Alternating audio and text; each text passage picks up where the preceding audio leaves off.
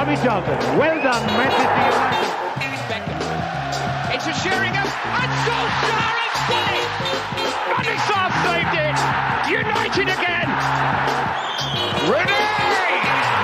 A magnificent goal by Robin van Persie.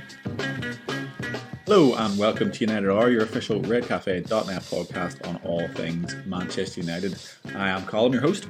I'm Ed. And I'm Ashwin.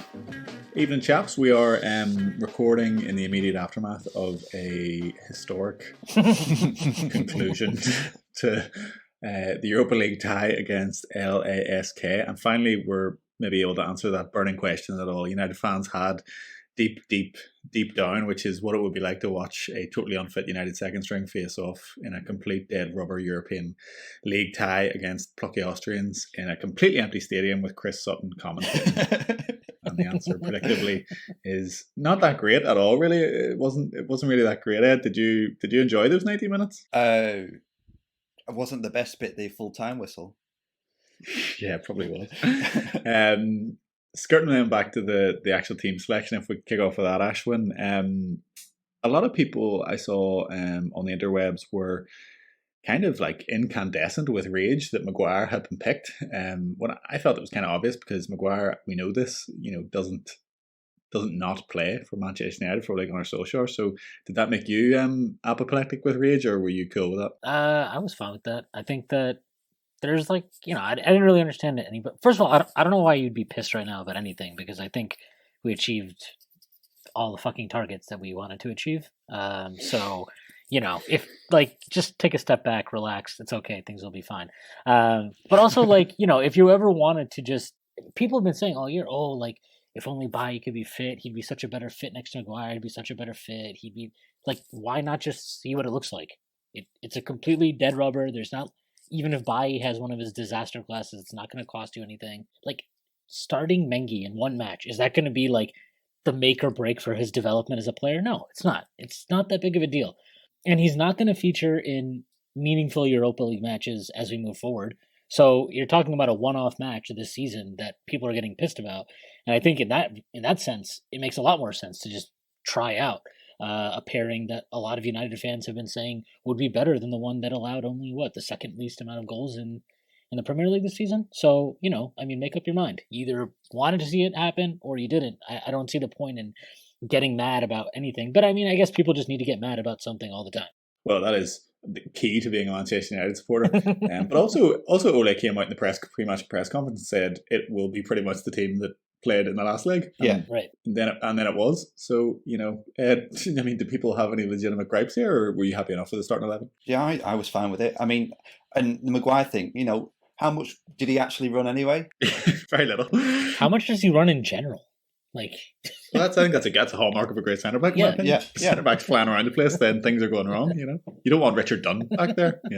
Right, so brave. I think for some players, the whole too many matches thing is just over-egged a bit, really. I don't think these are professional athletes. They should be able to play within 3 days. Yeah, I sort of agree. And I think a lot of people are saying, look, if he picks up an injury, then that's huge. But you could say that about every game ever. Yeah, exactly. And you could say that about training. Yeah, of course. The man could get hit by a bus tomorrow, but especially when Phil Jones is the point Ashwin I think makes that I hadn't really thought of is that is absolutely correct, is that it was actually a chance to have a look at Bailly and Maguire together and probably inform some summer decisions around transfers around that as well, because Bailly actually looked decent in the Chelsea game, I thought, when we were playing three at the back before he got clobbered by Maguire and had to go off. So they haven't had a chance, obviously, to play that much together, and it's not really a slight on Lindelof, it's just that Bailly does give us something totally different.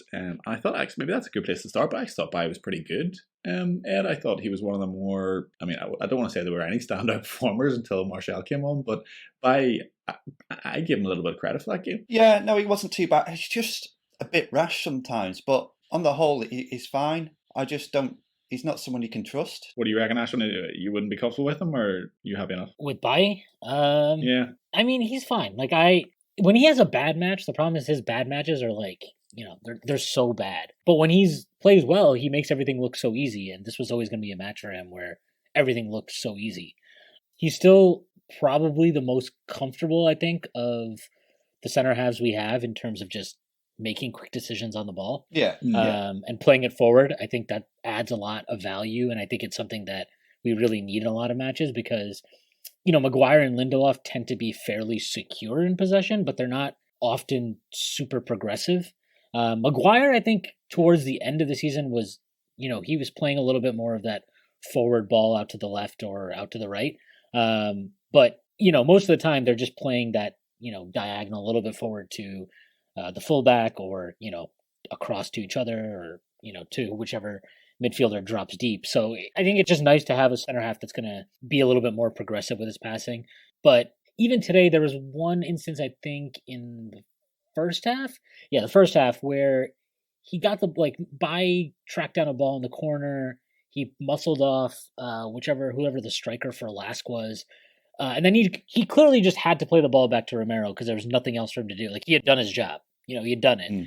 And then he tried to turn one more time and go outside, and then he went back in, and then he eventually played it back to Romero. But it's like those are the kind of things where, yeah, against LASK in a dead rubber, it doesn't matter. And in fact, in a dead rubber, sometimes something like that can be a great highlight. But in a real match, in a real match in the Premier League, that can be something. There's that minor, that almost kind of arrogance in his play at times, which makes him good, which is what is kind of intriguing about him. It also is his own worst enemy at times. You live by the sword, you die by the sword. Yeah, well, exactly. I mean, there was a game, was it against Chelsea earlier in the season? Played. He did some insane trick in the middle of the box, and I'm thinking, if that doesn't come off, that's just walloped straight into the back of the net. Did he do a step over? Oh, I can't even remember. Yeah. A step over and a pirouette or something. And and he's always got one of those in his game, every game. And there's always that insane acrobatic clearance that Evra also used to do, that is either going to be cleared to the other goal line, or it can go anywhere. Yeah. Yeah, literally. He does enjoy a kung fu kick clearance. To come back to what one of the points Ashwin made there, I do think that Maguire actually hasn't been as great on the ball progressively as you mentioned it, I thought. But the one thing he does really well that I still think he doesn't do enough of is step out with it. He has a really nice feet for a big man. He can really move past players very easily, and he does that extremely well. We also saw Lindelof doing it a lot post-lockdown, sort of find himself up in the top right-hand corner of the pitch or whatever else, which really creates that extra man. Is brilliant for both of them. But as you mentioned, by probably more so than either of them, is really quick in how he moves the ball, which is half the battle sometimes, I think. And often when we aren't playing our absolute best 11, it looks like every single player wants to take about 10 million touches before they do anything, and you don't really get that with Baye. Everything is popped in very nicely, and even today there was a lot of times where he was finding Mata or McTominay or Fred or the wingers in these little pockets of space and just zipping the ball straight into them without a second thought. And you need that kind of quick decision to get in behind teams, because when you let a team get set and you start to move around in front of them, then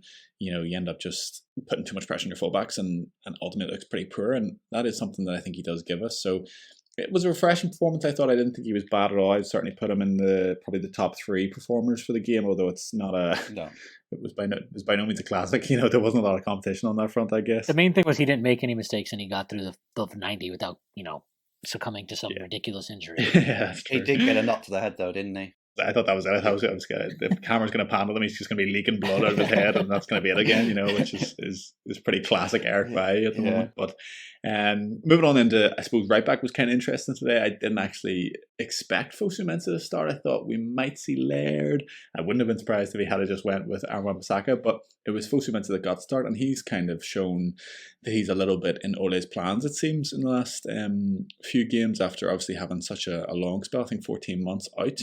But then obviously, Delot didn't even make the bench. Then we also had obviously Ethan Laird, who maybe people might have wanted to see, but has only recently come back from injury himself and began training with the first team again. How did you rate Fosu Mensah, and what do you make of that sort of backup right back position, Ed? Because obviously it's Aaron Wan-Bissaka, but beyond that, there's kind of a little cadre there of 3 that could make a case. A lot of people don't like Dalot, or not dislike him, but they want him gone. And I hate him. Yeah. It speaks volumes that Timothy Fosu Mensah has come back and immediately displaced him as potentially a right back option. Yeah.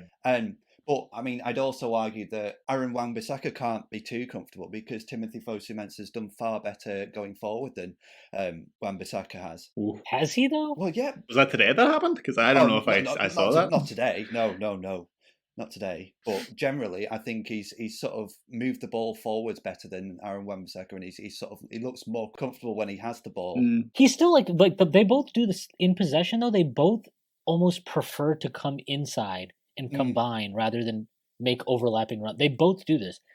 Fosu-Mensah did it today, where he had a clear he clearly should have played it to Mata, who made an overlapping run, and instead he tried to come inside and play it to Igalo, and it was it was a terrible pass. I like the idea, but it's just to me they both have the same tendencies going forward. I agree with you, just aesthetically looking at them, Fosu-Mensah does look more comfortable on the ball and less gangly and awkward. But that said, in crossing positions, when Wan-Bissaka actually has time, his crossing is pretty good. Do you know whose crossing is better? If you say Dalot, the player with 1 assist, I would be pretty shocked. Yeah. I'm going to say Dalot, yeah. Well, Dalot's crossing is better. This over-reliance on assists kind of annoys me. And the point's been made a few times on the pod the last few weeks that, Aaron Wan-Bissaka has 4 assists and therefore he's our best attacking right back or, the best footballer of our fullbacks. And it's such a simplistic way to look at things because if you go back and look at those 4 assists, they're not just Aaron Wan-Bissaka creating this magical chance laid on a plate kind of thing. You throw enough crap into the box and one of our strikers will eventually convert it. And I know that the other side of that argument is that, the other left backs and the other right backs must not be doing that. But are they getting the same minutes and the same chances to do that? I would suggest not.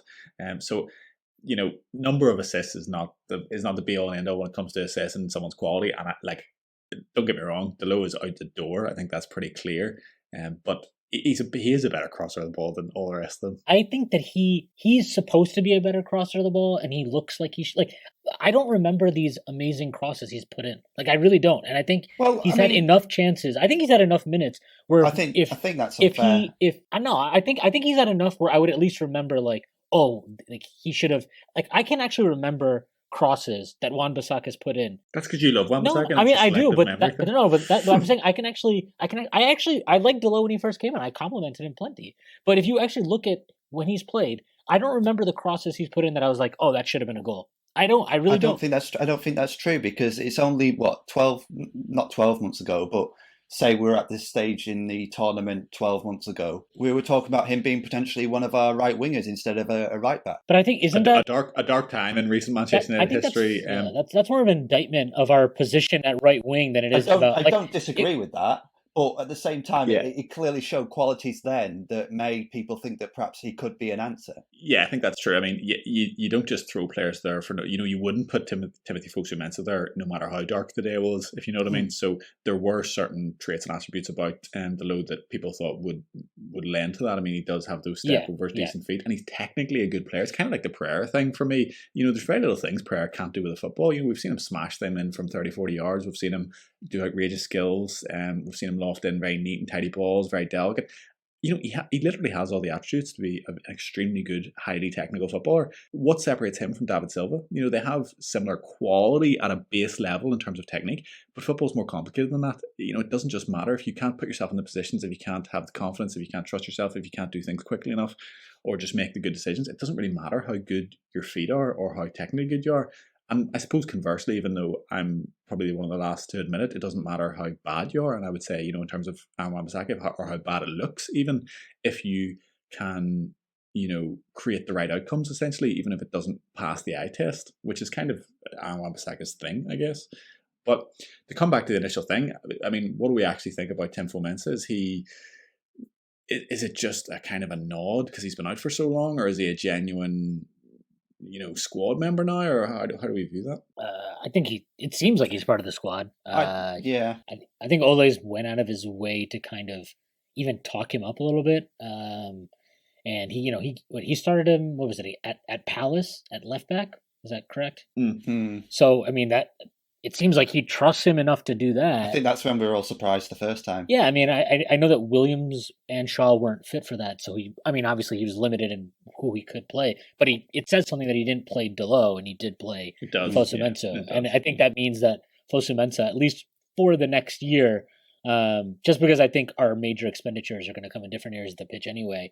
I think he's definitely going to be in the squad as, a backup fullback. Yeah, and he's got the height and strength to be a centre-back as well, to be fair. So I can certainly see him playing in multiple positions across the back line if needed. Yeah, and it's something I don't really mind seeing, because No. I think it's always nice, particularly when someone's had a tough time of it. I do have reservations that is he actually really United quality, but he could be a good utility man, and it's probably worth a shout, as Ashwin says, when we're not going to strengthen that area immediately. And he does, he's extremely athletic and extremely combative and quite good defensively, I would say. I don't think he really cuts the mustard on the ball, and I think he can be quite rash, would be the kind of two big issues I would have with him. Even the foul that he gave away today, it was just classic, lunging in kind of thing, which I think I've seen a lot of him in the past as well. But not the worst thing in the world. Moving on then to another area that's kind of an odd one in terms of our squad moving forward. We had Fred and McTominay rekindling their partnership that obviously saw us through, the first 3 quarters of the season, really, and some big games, the likes of Barca, PSG, some big games, some big victories in the league, against the top teams in the league as well. And yet, post-lockdown, that has looked totally different. Do you think both of them are good enough? Do you think they'll feature much next year, or is that just another kind of damning indictment on the big gap between our first 11 and our second 11? I certainly think they're very functional. McTominay's got more in him because how old's Fred now? 26, 27 maybe? Could even be older than that, but yeah, I'm not sure off the top of my head. So I think McTominay is sort of an old style box-to-box player. He's a smasher, isn't he, really? There's not a huge amount to him, and I think football has moved on from that a bit. I think there's a place for him in the squad, but I used to think he could perhaps be our next defensive mid, but I'm not too sure anymore. I don't think he's got it mentally in him, certainly not at the moment, to play that kind of game. He likes to get about the pitch quite a lot. In terms of Fred, I don't know. I think his time's probably numbered now. Matic, Pogba, Bruno, they are our midfield, and that's probably right. They're probably the best players. Yeah, I'm a little concerned if anybody... I think Fred is clearly better than McTominay. I honestly don't even understand how this has been a fucking debate this entire year. Oh, well, yeah, of course. It's ridiculous to me. Well, I do think they're different players. Yeah. They are different players. One is actually progressive with the ball. The other one isn't, and he can't pass the ball very well. He passes sideways all the time. I don't even know what he does very well. Like our defensive stats are better when he doesn't play. Our attacking stats are better when he doesn't play. Obviously, that's not all him. It's a complex team game. Wasn't it different at the start of the season? No, when Matic came in for McTominay, so even when we didn't have Pogba, even when we didn't have Bruno, our performances both ways improved. And again, I'm not saying that that's solely down to McTominay. And he does have his uses. I actually like him in the sense of like what you said. He is an all-action type. He's physical. I think he has a presence in the midfield that makes some players uncomfortable. I think against Spurs this year at home, he was great in that match. He actually completely physically outmatched Kane a couple of times in the middle of the pitch. So he does have qualities that are good. I think he draws fouls, which actually help release pressure a lot. So he's good at those things. It's just like when you're talking about, for me, when the idea of who should be the backup to Matic, I don't see how that's McTominay. To me, it should be Fred. And I feel like that's pretty obvious. Yeah, but can you trust Fred? Can you trust McTominay? I don't think so. I love the guy, and I don't trust But I him. don't trust either of them in that role. But I'm saying if I had to I trust one. McTominay, defensively more. Yeah. And I totally take your points about, don't get me wrong, Fred is a better passer of the ball. McTominay, he's a better kind of metronome in terms of how you want your team to play and tick. He's much more progressive than McTominay. His passing, his left foot is far better. He has much more quality in that left foot in terms of moving the ball around. And he kind of just knows the role, I think, a bit better as well. Obviously, he's a lot more experienced, so that's part of it. But the one thing I wouldn't say is that I don't think McTominay ever lets you down in terms of not picking up a man or being in the wrong position or things like that. And I also think he gives a lot of off-the-ball things in terms of, I do think there's a lot of leadership there with McTominay even today. I think he's always the one talking, always the one organising, always the one looking around him to make sure players are in the right place and picking up the right players. He's the one giving instructions to pass players on when fullbacks get out of position and stuff like that. He is extremely combative, and that does have its place, although I think we would all like to see a Manchester United that has more of a ball-playing DM than a destroyer DM. You know, I think if we're playing in a match where we expect our opponent to be sitting deep, and Matic isn't playing, or Matic is out of form, which is definitely going to happen at some point. It might have even happened at the end of the season. Like, I would much rather bring in Fred in that situation than McTominay. If it's I think McTominay has a very specific tactical use to him. Like, he's a player that in big matches, for example, he can be worth a lot more than he is against.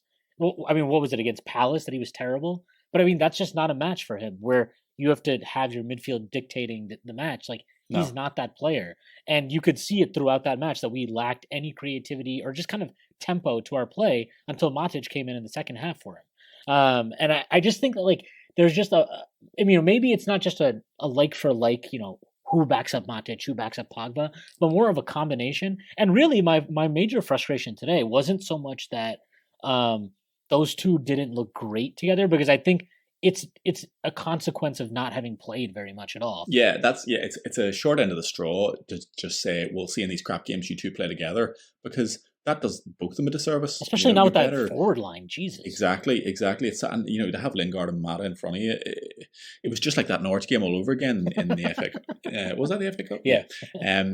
You're dropping those like 8 new players into a new starting 11 and saying, "Hey, impress me," and it's like, well, is that really setting them up to impress you, or is that setting them up to fail slightly? And of course, it all comes down to personal responsibility for the players to kind of take their moment. And, they're playing against inferior opposition, so they should still be able to get the job done. But I think there's this kind of hangover that we thought that Fred and McTominay were like this actually good partnership because of necessity of the situation we were in. It's also the tactics that we were... It's a different team. I do think they were a good partnership, though. Their attributes certainly complement each other. Yeah. But I would say... for Scott, he's regressed in terms of showing for the ball. Yeah. He sort of came on and then he's gone backwards again. Yeah, I think he's having a bit of a slight crisis of confidence at the moment that I think he just needs to play through. It's a young player thing, and we're sometimes very quick to react to performances, and 1 month we'll be singing a player's praises and the next month we'll be questioning their future at the club, and we kind of go through that pattern throughout the year. We're as guilty of it. I mean, everyone, it's a fan thing, it's not really... I just did it. Yeah, well, that's what I mean, but I've always been a big supporter and a big fan of McTominay. I really like his personality, and I do think he has a lot to offer, and I do think he's a player that could kind of grow and grow and grow because there's that desire there.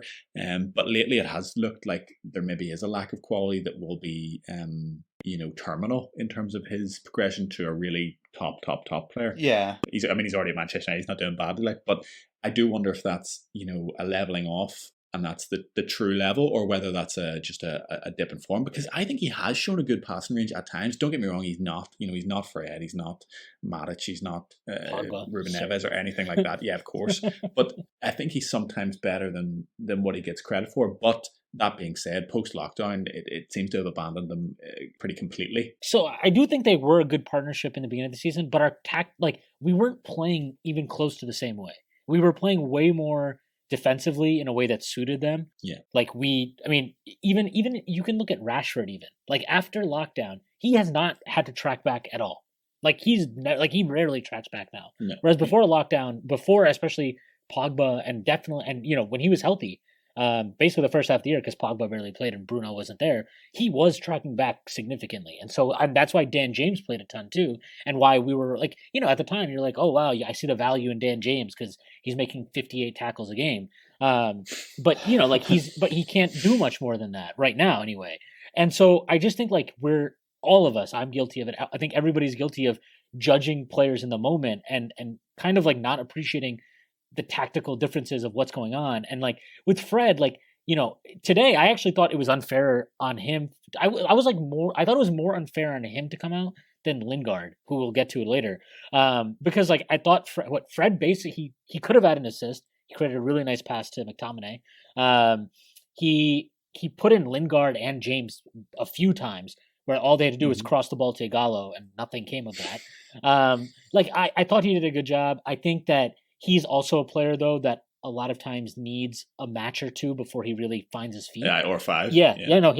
That's fair. I think that's definitely a concern if he's going to be a squad player, which I don't anticipate that we'll be selling him this summer. So I think he's definitely going to be a squad player next year. So that's something that he needs to work on just to be kind of prepared at all times. And McTominay might be the same thing, because when he first started at the beginning of the season, I don't remember everybody being like, "Oh my God, he's playing so amazing." I remember, in fact, a lot of people being like, "He's not doing well enough." But he got a run of matches, and then Fred got a run of matches with him, and they found a decent partnership, and we found a way to play that kept us at least in touching distance of fourth place, even if there were terrible moments mixed in. So I just think that like it's something that it's not fair on either of them. And actually, I wish that he had left both of them on and just brought Pogba in, because I would have liked to see those three get a chance to play together. Yeah, it's a fair point as well. I'd also like to touch on, since lockdown ended, a lot needs to be put on the fact that you need to keep momentum. And I can totally understand why Ollie kept the same players going in and on and on and on, because you need to keep that sort of positive motion going, and making too many changes can affect that. And that's no disservice to Fred or McTominay. It's just the fact that we were chasing the top four, we needed the points, and perhaps Ollie saw changing the system that we had in place was more of a risk than bringing them in. It's also like the position we were in the table. Like if we were in the position Leicester was after restart, I think Ole would have rotated. He would have rotated way more. Yeah, there was no margin for error with our running, and it was borne out by the fact that it all went down to the last day with us needing some kind of result at Leicester and also hinging on other results and stuff like that. So there was simply no margin for error, and we kind of lulled ourselves into a false sense of belief about that because we did catch up so many points. But if you take it back to the start of lockdown when we need 10 points or whatever it was, you just would never bet on that, and you wouldn't have taken the risks that people were advocating for in the run-in as it happened. So I think that is totally fair. When we were chasing Chelsea, that was like our mindset is, we can catch Chelsea because we're only 3 points behind Chelsea. But Leicester was 8 points ahead. Caught them both. Third. Yes. No, it was cool. You touched on it there, but I just want to speak a little bit about Dan James, because it feels like we haven't spoken about him on the pod other than in complete passing tones for months and months, because he was one of those players that just stopped using basically completely, and certainly one that prior to that we were certainly, I think, relying too heavily on for a young man's debut season coming from a championship club out of the blue, basically, at Manchester United. So, he looked pretty brutal today. Ed, is that too harsh, or is he just actually not a good enough footballer for Manchester United? I think that's a bit too harsh. I think he showed what he's about at the start of the season. Perhaps it might be a bit of a step up for him at the moment, but you never know. You never know with these kind of players. He's quick. He puts in a decent cross. He's got a decent shot on him. I think given time and time to settle in, more rotation, he might come on. It'd certainly be like maybe a Parked type player. I think that's a disservice to Park and his technical ability. But I think the thing with Dan James is that at the moment he looks pretty bereft of confidence to me, which is a big issue, because the best thing for him to do would just be to keep running at players, and it seems sometimes like he doesn't actually want to do that, or he doesn't back himself to do that unless he has really wide open spaces in front of him. And that brings me on to the next point, which is when we were a counter-punching team and we had, as Ashwin touched on before, these kind of combative, Dan James tracking back, putting in all that effort, shuttle running across the pitch to press, passion, and then exploding into 50 yards of space to play a pass to Rashford or to get in behind, then you could see a lot more of his quality then.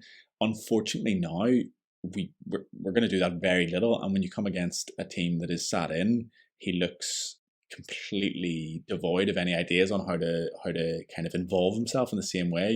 He's capable of beating one man, but I don't think he really has the tight control to beat a few men like Martial or Rashford kind of can, and that gives me concern. The bigger concern for me was against, was it against Southampton that he came in, and he did absolutely fucking nothing.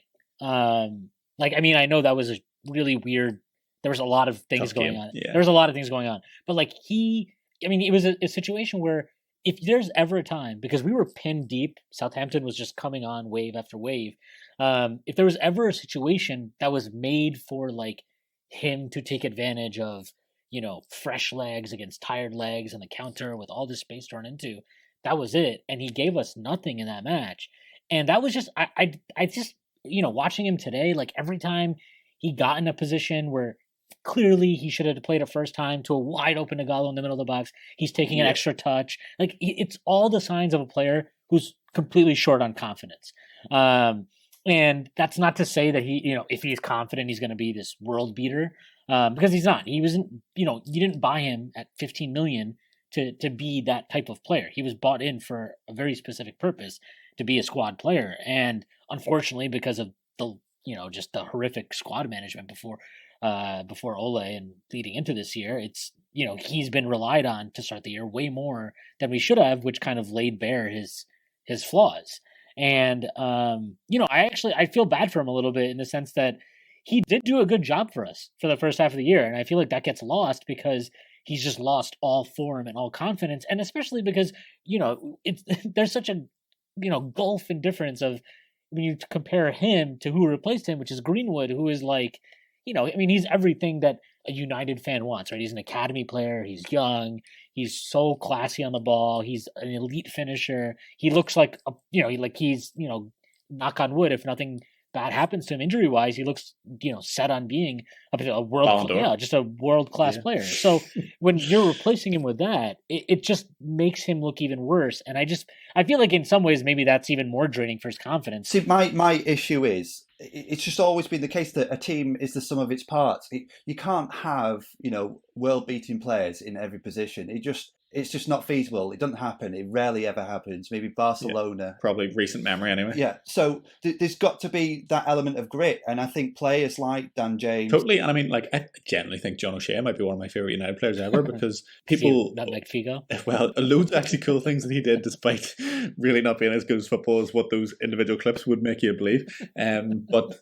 just because people underestimate the value of utility in football in a squad, I think, massively these days. Everyone wants that specialist out and out. This guy plays 40 games and does this every single time. And as you correctly point out, it's not realistic. It's not achievable. And a lot of times, as we've seen with the various iterations of Real over the years and trying to buy up all the best players in the world, it doesn't actually even work often that way. Well, they end up leaving after a while, right? Like, ultimately, they're going to leave. And the Barca teams, grew into that more than were bought into that, if you understand. So... a utility player, a squad player can literally be the difference in finished fifth or finished second, something like that. It can be that transformative, I think, for a team to have that reliability in certain matches, and also to have a manager who can make those selections in terms of what games are right for what players, and give those players the confidence to maybe accept the fact that they're going to be on the bench for 3 games, but then they need to be absolutely on it for 30 minutes in this game. And obviously that was a huge hallmark of Fergie's career. Yeah. And you could see that with Dan James. My issue with Dan James, and the thing that I would just love to see, is that I don't think he's technically a super gifted footballer, and I don't think he ever will be at this point. But he has natural abilities and talents and certain aspects to his game that are extremely hard to defend and make him extremely valuable potentially. And yet at the moment, everything is so safe. He plays so much within himself after basically this, from the sort of second or third month of the season, after his sort of goal drought run up.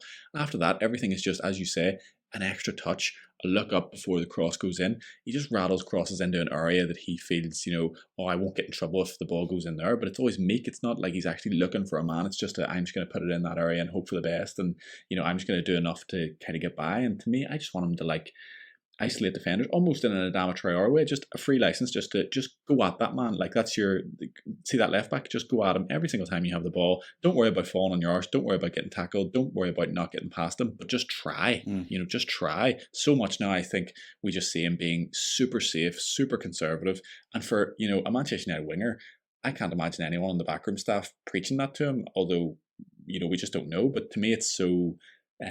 converse to what I expect, really, to be honest, and it's something that I think has no place at the club. With James, it's just weird to me because I just feel like he's been kind of exposed more due to our own failures in squad building than. Oh yeah, I don't think we've put him in a nice position this year at all. Yeah, I think there's an element of mismanagement there. To be frank, and you had you mentioned something just now when you were talking about Ole has to know. I mean, that was like what made Ferguson so good, right? Is he knew when to use those specific players in those specific moments when you needed them, and when when it suited them. And I think that's something that Ole really struggles with still, and it's understandable. Like, just in terms of the context of what he was working with and various points of the season, what was required. Yeah, I think it's understandable, but that's something hopefully we get some decent business done this summer so that we have a stronger squad, and then really step away from that. Yeah, and not just that, you can really judge him more completely as a manager then, because there aren't going to be these excuses of like, well, he couldn't rotate the squad or he had to play for this. But it's still, that whole argument is, I still think that's a bit of a cop-out in terms of the Ole literally can't play these players. I think some United fans have been lulled into thinking that it's all or nothing. Either you play this first 11 or this second 11. And really, the art is in being more subtle with it. You play your first 11 minus one player and you drop in Dan James. There were occasions where you could have, there was games where Rashford offered nothing because he was clearly dead on his feet, but he was staying on the whole time. And Ole seems to have this opinion that, well, those are my magic players who can create things by themselves. They can have a hard 88 minutes and then in those 2 minutes they'll win the game for you.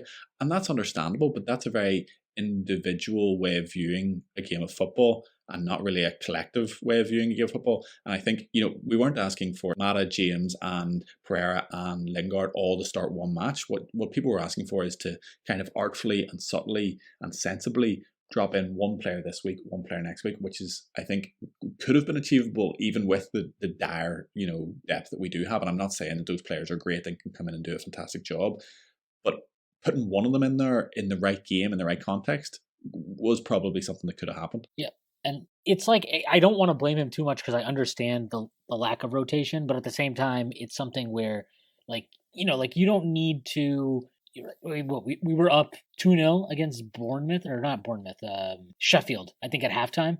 As soon as that third goal goes in, just bring in, everybody. And it was like things like that. And don't make Bruno play 90 minutes every single game. And I think we've talked about this in the WhatsApp group before, but if you wanted to be critical of Ole, what you could say, really, and what maybe it says something about him as a manager, is that the reason he leaves those, as you put it, magic players on, is because he doesn't trust the kind of system necessarily that he's built, and that he can bring a player on and they can fit into that system and provide the difference, and that he needs that kind of special quality to make the difference before he gets a few more signings. And that's probably totally true. And it's also worth saying that, in the pods in the past few weeks, I stick by this, Ole has ultimately been proven right in this. These are small quibbles that are kind of very hypothetical and kind of hindsighty, because ultimately he's been proven correct in his approach as of now. No one can really debate that. He got third. He's in the Europa. No one's injured really now at all. No. So his means to the end has been completely justified in that. Whether it will always work moving forward, but that's kind of where he's chosen to lay down his cards. And I think at the moment, all you can say, we can kind of assess it and look at it and critique it like we just have. But ultimately, you have to say that in the end, as of now, he is absolutely correct in that. You really can't take too much away from him in that sense, I don't think. Injuries are part of it. So it's stupid to me to always chalk down injuries to complete mismanagement. Yeah, and it's stupid, especially because people did this with Rashford. How could he play him when he was injured? Do you think Ole is really just he gets the medical report and he decides on his own, nope, you're ready to play? And is Rashford a fucking idiot that he can't he has no advisors that are going to be hey, if the report is really concerning, they're not going to be this is stupid, don't listen to him, don't play. That's crazy. And it's especially Lampard did this with Pulisic down the stretch. He risked him with his hamstring. He did that multiple, and he tried to manage it a couple of times. He didn't start against Liverpool, mostly because he probably figured they were going to lose that anyway. But he didn't start against Liverpool, but he still came on towards the last 30, 40 minutes. He was trying to manage the hamstring, and what happened? He hurt his hamstring in the FA Cup final. But that's part of it. You're never going to have 100% record of managing injury perfectly. And to be perfectly honest, Ferguson played Rooney coming in on crutches against Bayern. And he got hurt in that match, and he missed the rest of the season, and we lost that title by 1 point. So these things happen. It's just it's always a risk and reward, and it's a hard balance to make. It's as though people think Jose Mourinho still manages us. Moving on then, so to come back to the game that actually happened today, I know it's easy to forget, but there was a goal scored. Well, first of all, we conceded a goal, which was a bit of a stonker. Ed, you thought that maybe Romero didn't do too great for their goal? No, shocking. Absolutely terrible. You think so? Yeah. I think De Gea saves that easily. Yeah, easily. No, I don't think so. Easily? Yes, definitely. That ball is travelling, and if you see the angle from behind him, it's set outside and then bends back in. I mean, I think maybe positionally, maybe he shouldn't be that close to his near post, but the ball's just come from there. I think that's harsh. No. And I'm not just saying this because I can't stand De Gea. I'm not saying it as a criticism. I just want to say that I just think that De Gea saves that and Romero doesn't. That's it. To me, that's the only difference. I don't think. No, I think his sort of half jump makes it look worse, but I don't think anyone. I generally don't know that any keeper is getting across no, that. De Gea's getting that easy. Are you a keeper, Ed? It used to be, yeah. Oh yeah, but expertise. Yeah, we have a. No, yeah, he doesn't set himself. He doesn't jump. The ball's not traveling as fast as you think it is. It only looks that fast because of the slow mo. TV. Yeah. No, I'm not buying that at all. I'm not buying that at all. I think he catches that crisp as anything. I think when you see it outside, it starts outside, and when you see at that point how far away it goes from Romero, and the fact that it's coming, in such a kind of frantic thing after the corner. I disagree. I think that's harsh. But moving on then, so we went up and equalised. No. It doesn't even get into the corner of the net. No, it doesn't. But it doesn't always have to if it's hit really hard. Well, no, but and if he's at the other side, he's at his other post when he starts. It's not as if he's standing in the middle of his goal, then yes, he saves it, which is why I'm saying maybe positionally you could have an argument. But he's guarding his near post because that's where the corner goes initially, and then it finds its way out, and he's still at his near post, and he's diving from there. I think should be coming that far into your near post anyway. Well, for a corner, if that's where the ball goes. But then, I'm not so sure. But he doesn't jump high enough. It's as simple as that. He could have jumped higher. I think the ball's past him before his jump comes into I just think the equation. I just think it's like that's to me that's an example of why, even though De Gea has had these ridiculous mistakes, why Ole will continue to pick him over Romero, because I think De Gea stops that and Romero does not. At first, I don't think that's the sole reason. I think it's because we're probably paying De Gea. I think that's part of it. That's definitely part of it. Start number one. Do you know what I mean? I don't think it's because he jumps faster than Sergio Romero. But he had no problem. He had no problem last year sitting Sanchez, and Sanchez is getting paid a ton. So I don't think it's it's true. It's different for goalkeepers though. It's a factor. It's a factor. I just think like if he was that worried about De Gea, I think he would just be like, what's more important, De Gea or top four, right? Like that's. I'm not saying, and I don't want this to embroil into another Colm assassination of David De Gea on the pod, because I'm sure our listeners have had probably enough of that, to be honest. But my only point was I wasn't really bringing De Gea into the discussion. My only point was I was surprised that we were criticising Romero for that, and I hadn't really seen that or heard that, so I was just interested that was kind of Ed's take. Not that De Gea would save it and Romero wouldn't, but just that I don't think that's one that you should ever expect a goalkeeper to save. I think it's a great strike that's kind of in before it's even get a chance to really set yourself. No, it's a great strike, but I definitely think Romero could have done better there. He's just very slow to react, doesn't really jump far. He could have done better. Fair. But then we went up the pitch, and unfortunately not in the 98th minute, but Jesse Lingard scored another goal.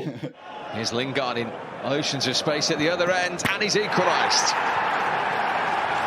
Jesse Lingard, who follows up his goal on the final day of the Premier League season at Leicester with an immediate equaliser for Manchester United. 2 in 2 games, and he was okay today. I thought it was good, yeah. Ashwin, did you enjoy his performance? I did not enjoy his performance. I thought he was better in the second half, though. I thought he was a lot better in the second half. I did not enjoy his performance in the first half. Well, he was one of the only bright people going forward. A few little flicks around the corner, I thought, that were distinctly okay. No, I think he can do the little flicks around the corner, but those are not where you. That's not where you judge your attacking players. Of course, when there's fucking space, anybody can make a flick around the corner. It's great. Oh no, but when he's running when he's running at defenders, what does he do? He cannot do anything. He runs sideways when he's running against. I don't care about his flicks around the corner. I don't care. None of it matters. He's a useless attacking player. Oh, get him out of the club. Come on. Wow. So you haven't been won over by this 2-game little comeback that Jesse's on? No, he wants a move. That's what he wants. He wants to leave. You think so? Yeah, of course he does. No. Yes. You don't hire Mino Raiola to stay at United because you love United so much. You don't look that angry being subbed off if you want to move away from the club. Yes, you do, because he needs to play to get in the window. No, he's got a shot. I don't think that's... No, not at all. Manchester United Academy graduate. There are plenty of teams that will snap our hands off for him. He did not score a goal or assist until the final day of the season in all competitions. So what? What do you mean, so what? Why would any team... You can buy a better value from the championship. No. You can buy a better value player from the championship. Dan James, who we just we're all concerned about. He outproduced Lingard this season in the Premier League. In the first month of the season, he did more than Lingard did the entire Premier League season. Yeah. How can... I refuse to accept... Yeah, but Ashwin, Lingard's mum was sick. you know. So Yeah. and apparently that's like a get out of jail free card for me. No, I don't mean to be insensitive, but I do think I don't know if it's just me getting a wee bit carried away with myself, but I think Ole has kind of shown that maybe Lingard is in his plans a little for next year, and I wouldn't be surprised if that was the case. And I actually thought the reason why I subbed him off was to rest him for the rest of the Europa. I think it was more that you've shown what you can do. You know, if you want to play a full 90, you need to do more. Yeah, that could have been it. I think that was part of it too. I mean, look, if he went to West Ham or something, I would be pretty happy, to be honest. But I also think there's maybe... Look, we can't hold on to him and Pereira and Mata. There's just no point in it whatsoever. So whichever one wants to go, can get money, then get him gone, I think, because at this stage it's kind of splitting hairs between them in terms of actual usefulness. But, you know, he does give you that endeavour. It's kind of hard to explain. If we ever needed a goal, I wouldn't bring him on. But if we were playing a match where we didn't need a goal, I would bring him on. So if we were kind of winning, or if we were under the cosh a wee bit, he does carry the ball well. He always shows for it well. He always picks up good positions. And he can kind of run it well as well, even though he doesn't get anywhere with it, as you kind of stated, Ashwin. So I kind of see worth in him as an impact sub for energy more than anything else. He's always quick to get at, you know, the back line when the team's trying to play it out. Yeah. And I just wonder if Ole's kind of extending a little olive branch here over the last couple of games, and with that sub, just to say, look, you'll feature here, and well, I suppose we'll see. But again, like, you know, if he goes, I'd be happy. But it was a decent finish again today, and I thought he was okay across the night. Yeah, I agree. I thought broadly the whole team, you know, the first sort of 10 minutes of the second half, we lifted it slightly. I thought we looked a bit more incisive. They seemed to tire a bit, I think, and it gave us a bit more space, which, I mean, ultimately, the kind of space we got, we just did not take any advantage of with Dan James, and Gala was really starved of any kind of delivery, even though he constantly found himself in good positions, up until Martial came on, and then you realise just how bad this last team were, because he literally looked like he was playing with, like, children, like 4-year-olds, you know, like an adult plays football with a child, and it's like you're just kind of entertaining them, but you know they can literally not get the ball off you. That's what that goal looked like to me, that Martial goal. It was just like, it was so like, oh, just we 1-2 here, we 1-2 there, I'll just take it back now, and then I'll just hit it straight out the keeper. It'll go in anyway, who cares? Anthony Martial has squeezed it home. Well, he's well ahead of Rashford now. He's the out-and-out leading goal scorer this season for Manchester United, his 23rd. What do you expect for him next season, Ashwin? I mean, I just think he just looks imperious as a 9 at the moment. Yeah, I think Martial, he has 23 goals now, so he's the club leading scorer. Like I think he has been easily our best player since we returned after the lockdown. I think he's got 8 assists as well. Yeah, I just think like the way he's playing now. I remember when Rashford, and when there were always these threads, right, about like Rashford versus Martial, who do we like more? And the argument for Rashford is always like, he presses hard, you know, Martial doesn't press, he doesn't make runs in behind. And I think now you cannot say any of those things about him. No. Because he's doing all of those things now. And I think maybe my favorite moment of his since the lockdown returned was against that goal against Villa, right before halftime, Greenwood's goal. But Martial held the ball up in our own half, and he was getting flung to the ground and still found a way to play it out. Yeah. And it's just like, that's the kind of thing where it seems like a player who isn't just enjoying his football, but he's also really taken the next step, I think, to becoming a quality lead striker who can maybe be good enough to lead you to a league title. Not just that, but I think he's also grown in leadership as well, because, you know, previously when it wasn't going for him, he'd just sulk for the game. But now it's as though he demands more from his teammates. He wants more passes into him. He wants to, you know, push the ball forwards and get at a defence and try and work his way into the box. I think that's definitely part of it. I think it's just by virtue of us having better players slightly now and playing more of our football around him, that just immediately involves him more. So we kind of don't have to analyse his body language quite as much as we used to, because he just gets the ball a lot more, you know, which is, I think, just obviously a positive. Was it a bit odd to you that him and Pogba kind of came on? Did Ole want the win, or Ed? Were you always expecting? Because I didn't really expect any of those players to come on. Really, I don't know. I think I was a bit confused as well, but my only thoughts were he just wants them ticking over. You know, getting a few minutes here, just have them ticking over through to Monday. Yeah, maybe a momentum thing as well, in terms of, you know, this is the tournament now, so it's kind of like you don't want to just start out with a 1-0 or 1-1 against LASK. It doesn't really set a great image, but it just seemed a bit odd. I was buzzed for Pogba to come on though, and he was similar to Martial. He just looked like he could do whatever he wanted in that game at that point. He didn't connect on a few of the passes that he was trying. He was close, but he didn't quite get it. But you could tell he was just playing on a completely different level. Yeah, attacking play just went up multiple levels. It just went. Well, it was the space was. The space was, and I should also mention Prayer actually had a decent cameo as well, though it just seems entirely pointless at this stage. But he did look actually quite inventive when he came on. But it just, all the same spaces and all the same passes were there the 70 minutes before that. It's just that people couldn't make them, which is kind of the disappointing thing with that second string, is that those opportunities were there the entire game, and it just takes that little bit more confidence, quality, whatever it is, to convert those, and suddenly it all looks so easy when it was previously looking so laboured and so difficult and so aimless a wee bit, Yeah, no, it was very obvious, and yeah, I think I would really like to see Martial play with Ighalo more, because I think that they could, not all the time obviously, but there have been instances kind of during the lockdown in like a 4-4-2 or a diamond or something like that. Yeah, just like when we're chasing a goal too. Like you mentioned how there were matches where Rashford looked, like he couldn't even move anymore. And I think in those instances it would have been nice to bring on Ighalo, and just put them up there together and see what happened, because Martial has actually always played well with another striker, even with whether it be Zlatan, Rashford, even when he used to play up top, and then. And even Lukaku, he actually played well with Lukaku too. Yeah, he did actually. Yeah, so I just think it'd be something, we have Ighalo here. He should be trying to figure out what is we should be trying to maximize everything we can.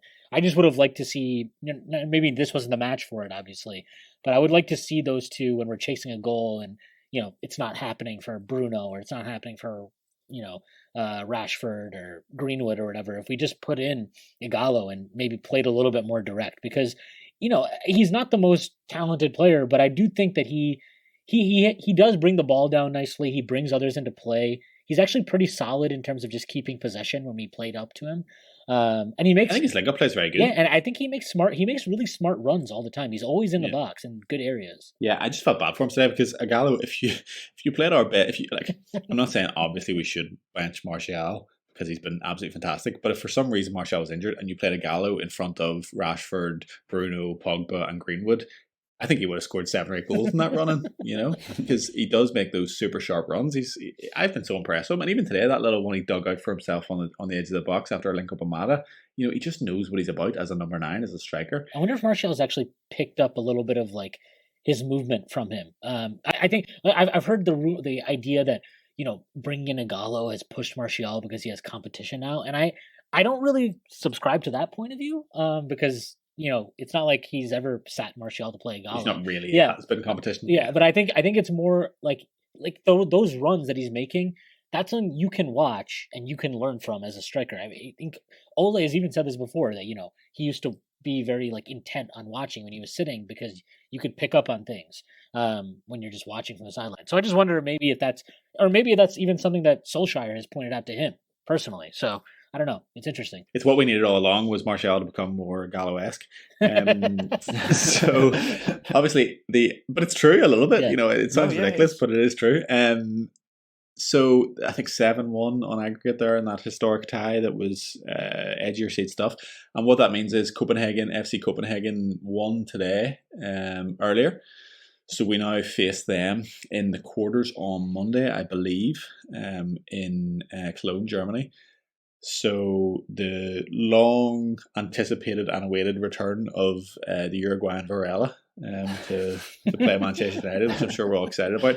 I can't see anything but a win in this game. Well, I hope so. Do you think Maguire will play? Yeah, and I'll be raging. First of all, he's desperate to play. He's the captain. There's a reason why he's the captain. He always wants to play, but he's always ready to play. And he's missed one game, 2 games this season maybe, and through some illness or and I think he just gets sharper and sharper the more he plays. He'll get his time off after this tournament, so no worries about that. But now we travel to Germany with a squad that's had enough game time. These players needed to play tonight to get the rhythm and get the confidence up and get the feel of a game. So it won't be the same team. So we'll make some changes. So we're going to approach it like one game at a time. Everyone's going to travel on Sunday morning or Saturday nights, and we'll stay together as long as we're in the tournament. Well, it is interesting though, because from this point on, I expect to see Ole's strongest 11. To be honest, I expect to see that team that played Leicester on the final day. A lot of people think that won't be the case, and I think that's mental. If you don't think Ole wants to win, he wants a trophy. This competition more than anything, then, and I still think we get an adequate rest afterwards. You know, we kind of had that preseason argument before, but this is our preseason. That's basically it. So I expect to see maybe one or two players in there that you wouldn't expect, but broadly our strongest 11 with the like of Matic, Bruno, Pogba, Rashford, Martial, Greenwood, maybe Dan James off the right or something like that. But very few, and then the defence obviously picks itself. I think we'll go straight back to that for the Copenhagen game. And then beyond that, we get the winner of, I think, Roma, Sevilla, or Wolves, Olympiacos. So whoever wins from those two ties and goes through. So, I mean, it's exciting stuff, but you have to say it's all set up for Manchester United and march on to that final against Inter and concede 3 goals to Lukaku, assisted by Sanchez. That's definitely what's going to happen, I think. Yeah. Don't agree with that. You don't think so? You don't think it's an easy march to the final? You don't agree that Lukaku will smash us up because that's what happens when players leave? No, he won't smash us up. Did Lukaku ever smash us up? When he was playing, well, West Brom, that 5-5 game that was Fergie's last game, I think Lukaku scored a couple. So when he wasn't fat, right? Well, he was definitely a different kind of player then. He was more explosive then. He scored late on against us for Everton as well at Old Trafford. Did he? Yeah. I think he did okay against us. He used to do okay against the big teams. They just stopped when he came to United. I mean, he missed a penalty against De Gea, so... Yeah, that takes some doing as well, doesn't it? Quick predictions for Copenhagen. What are we expecting? 5-0, 2-1? What do you reckon, Ashwin? 3-0. I mean, it's hard because I'd say between us we know a combined 0. I know one FC player. Copenhagen. I know one player who you just named. Yeah, barely as well. Yeah, no, I have no research on that game or any of them really. But I think I expect us to sail through that one, and then the competition kind of hots up with some better teams. I mean, Roma, Sevilla, Wolves, maybe less so Olympiacos, but those are 3 teams that you wouldn't just expect to show up and beat. Beyond that, Right? No. Well, I think we'll draw the first half, but we'll win the second. So Nick will be happy. That's the main thing. Well, I think we'll be returning after that Copenhagen game, obviously, to celebrate or commiserate. And until then, I think it's a cheerio from me. Good night for me. Dallow's the best. Night.